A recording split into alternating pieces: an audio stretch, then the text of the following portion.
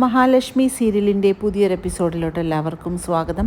ഉണ്ണിയാണെങ്കിൽ നഷ്ടപരിഹാര തുക കിട്ടണമെന്നുള്ള വാശിയിൽ നിൽക്കുമ്പോൾ കണ്ണൻ പറയുന്നുണ്ട്, പോയവരൊക്കെ പോയി, ഇനി എന്തിനാണ് നഷ്ടപരിഹാരം വാങ്ങുന്നതെന്ന് ചോദിക്കുമ്പോൾ രണ്ടും കൂടെ ഏട്ടൻ പറയരുതെന്നും അമ്മാവനെ ഇവളുടെ അച്ഛനെ ഒരു പാഠം പഠിപ്പിക്കണമെന്ന് പറഞ്ഞുകൊണ്ടല്ലേ ഏട്ടൻ നടക്കുന്നത്, പിന്നെ എന്താണ് ഇപ്പോൾ ഇങ്ങനെ പറയുന്നതെന്ന് ചോദിക്കുമ്പോഴേക്കും എനിക്ക് അതിൻ്റെ ആവശ്യമില്ല, പിന്നെ കിട്ടുകയാണെങ്കിൽ ഏതെങ്കിലും ഒരു അനാഥാലയത്തിലോട്ട് കൊടുക്കാമെന്നെല്ലാം കണ്ണൻ പറയുമ്പോഴേക്കും അതെന്താണെന്ന് വെച്ചാൽ ആയിക്കോ, പക്ഷേ എനിക്ക് കിട്ടാനുള്ളത് കൃത്യമായിട്ട് കിട്ടണമെന്ന് ഉണ്ണി തറപ്പിച്ച് പറയുന്നു. നിൻ്റെ അമ്മായിയച്ഛൻ്റെ സ്വത്ത് എന്നാണെങ്കിൽ നിനക്ക് തന്നെ വന്ന് ചേരാനുള്ളതാണെന്ന് പറയുമ്പോൾ ഇവളുടെ അച്ഛൻ്റെ സ്വത്ത് കിട്ടിയിട്ട് എനിക്കെന്താണ് പ്രയോജനം?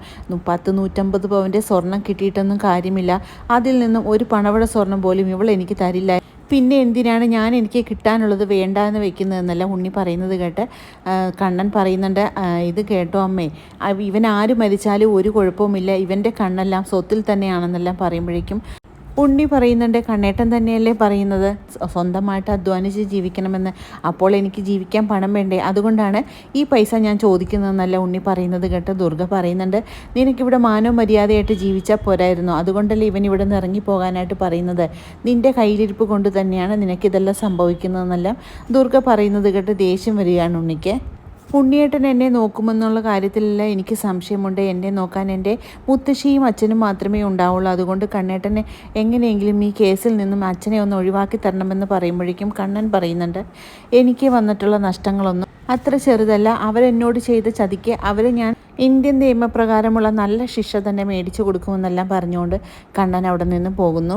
പിന്നീട് ദുർഗ പറയുന്നുണ്ട്, മോളെ കാണാനെന്നും പറഞ്ഞെങ്ങാനും അവനിങ്ങോട്ട് വന്നിട്ടുണ്ടെങ്കിൽ അവൻ്റെ 2 കാലിൻ്റെ മുട്ടുചട്ട ഞാൻ തല്ലി ഒടിക്കുമെന്ന് പറയുമ്പോൾ ഇത് കേൾക്കുന്ന കരുണയാണെങ്കിൽ ആകെ ഞെട്ടിപ്പോകുന്നുണ്ട്. അങ്ങനെ കരുണയാണെങ്കിൽ ഉണ്ണിയോട് പറയുന്നുണ്ട്, ഉണ്ണിയേട്ടനെങ്കിലും ഈ നഷ്ടപരിഹാര തുക ഒന്ന് വേണ്ടാന്ന് വെച്ചുകൂടെ എന്ന് ചോദിക്കുമ്പോൾ ഉണ്ണി പറയുന്നുണ്ട്, ഞാൻ എന്തിനാടി വേണ്ടാന്ന് വെക്കുന്നത്, എനിക്ക് കിട്ടാനുള്ളതല്ല എനിക്ക് തന്നെ കിട്ടണം, അതുകൊണ്ട് ഇതിൽ നിന്നും പിന്മാറാനൊന്നും എന്നെ നോക്കണ്ട എന്ന് പറഞ്ഞുകൊണ്ട് ഉണ്ണിയും പോകുന്നു. പിന്നീട് മാർക്കോയുടെ ഇടിയെല്ലാം കൊണ്ടുകൊണ്ട് തിരിച്ച് വീട്ടിലോട്ട് പോകുന്ന പ്രതാപനെയും വാമദേവനെയും കാണിക്കുന്നു.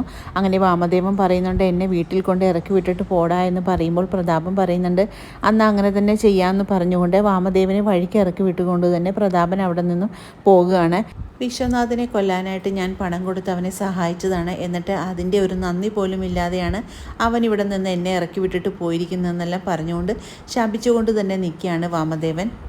പിന്നീട് ജയിലിൽ നിന്നും വരുന്ന പ്രതാപനെയാണെങ്കിൽ നീ നല്ല രീതിക്ക് തന്നെ സൽക്കരിക്കണം, അവനിക്കിഷ്ടമുള്ള ഭക്ഷണങ്ങളെല്ലാം തന്നെ ഉണ്ടാക്കി കൊടുക്കണമെന്ന് മോഹിനിയോട് പറയുമ്പോൾ മോഹിനി പറയുന്നുണ്ട്, എന്നെക്കൊണ്ട് അതിനൊന്നും പറ്റില്ല, അമ്മ വേണമെങ്കിൽ ഉണ്ടാക്കി കൊടുത്തോളാനായിട്ട് പറയുന്നു.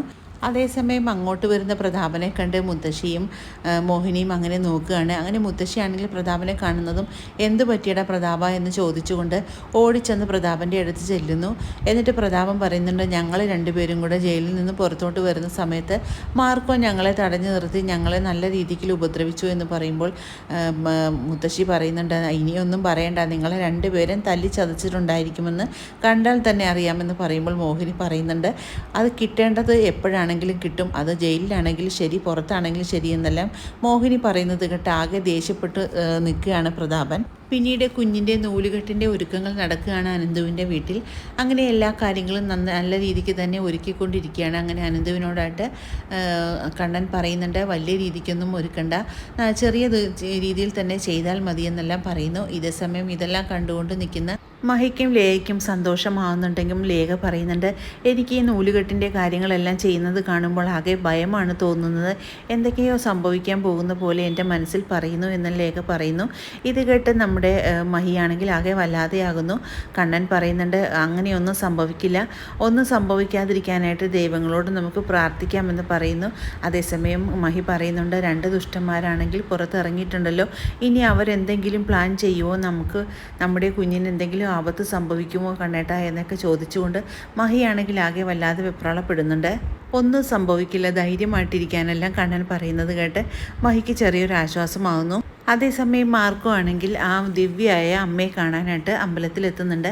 എന്നിട്ട് മാർക്കോ ആണെങ്കിൽ കാര്യങ്ങളെല്ലാം തന്നെ അമ്മയോട് ചോദിക്കുമ്പോൾ അമ്മ പറയുന്നുണ്ട്, ആ കുട്ടിക്ക് ഒന്നും സംഭവിക്കില്ല, വിഷത്തെ പോലും അതിജീവിക്കാനുള്ള കരുത്തുള്ളൊരു കുഞ്ഞാണെന്നും, പക്ഷേ എൻ്റെ പേടി അതിൻ്റെ വളർച്ചയെക്കുറിച്ച് ഓർത്തിട്ടൊന്നുമല്ല.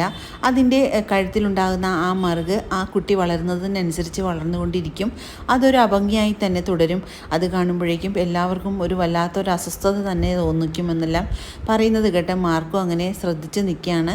മഹാലക്ഷ്മിയും കണ്ണനെയും പോലെ ഒരു ദൈവകൃപയുള്ള ഒരു കുഞ്ഞ് തന്നെയാണ് അവരുടെ കുഞ്ഞ്. അതുകൊണ്ട് അതിനൊന്നും സംഭവിക്കില്ല എന്നല്ല അമ്മ പറയുന്നത് കേട്ട് ചെറിയൊരു ആശ്വാസമാകുകയാണ് നമ്മുടെ മാർക്കോയ്ക്ക്.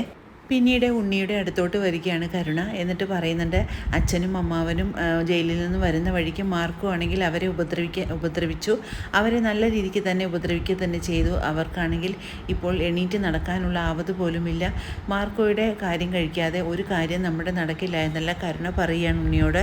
എങ്ങനെയൊക്കെ കഷ്ടപ്പെട്ടുകൊണ്ട് തന്നെ വാമദേവൻ വീട്ടിലെത്തുന്നു. അങ്ങനെ കോളിംഗ് ബെൽ അടിക്കുമ്പോഴേക്കും സീമന്തിനി വന്ന് കതക് തുറക്കുമ്പോൾ വാമദേവനെ കണ്ടതും വാമദേവനോടായിട്ട് ചോദിക്കുന്നുണ്ട്, നിങ്ങൾ എന്തിനാണ് ഇങ്ങോട്ട് വന്നത്?